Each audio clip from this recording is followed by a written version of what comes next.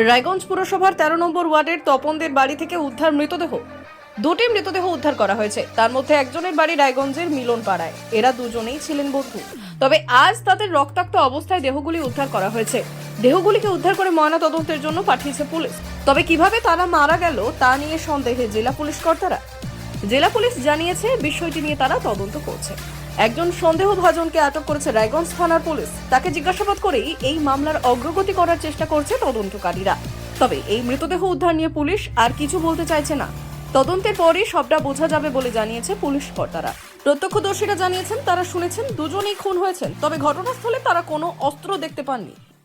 এখানে দুজন মারা হয়েছে বলছে। তো এসে দেখলাম যে দুজনকে অ্যাম্বুলেন্স করে নিয়ে চলে গেল এবং এখানে এসে নাম শুনতে পারলাম, একজনের নাম রতন আর একজনের নাম তপন। এই দুইজনের নাম শুনলাম। এবার কিভাবে কি জন্য মারা গেছে সেটা তো পুলিশই তদন্ত করলেই বোঝা যাবে।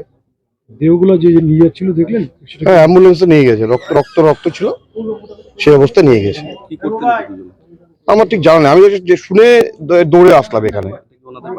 এটা তো হ্যাঁ ওনাদের বাড়ি, একজনের বাড়ি তপন, আর একজন বন্ধু নাকি মিলন পাড়ায় বাড়ি ওনার। কোনো কিছু অস্বাভাবিক কিছু শোনা গেছে?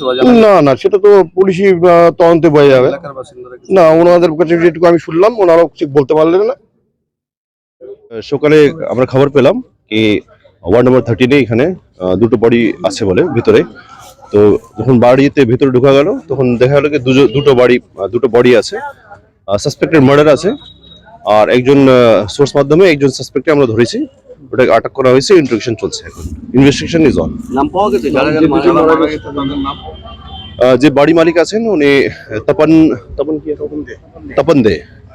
আরেকজন যে আছে ওনার এখন অব্দি আইডেন্টিফিকেশন হয়নি, আইডেন্টিফিকেশন হয়ে যাবে।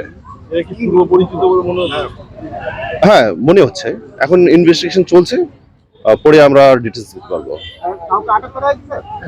একজন সাসপেক্টকে আটক করা হয়েছে। কি কারণে হয়ে থাকতে পারে কি মনে হচ্ছে স্যার? ইনভেস্টিগেশন চলছে, পরে বলা হবে। এটা এখনই জাস্ট হয়েছে। কিছু পাওয়া গেছে, কোনো আর্মস বা কিছু বা ধারালো অস্ত্র?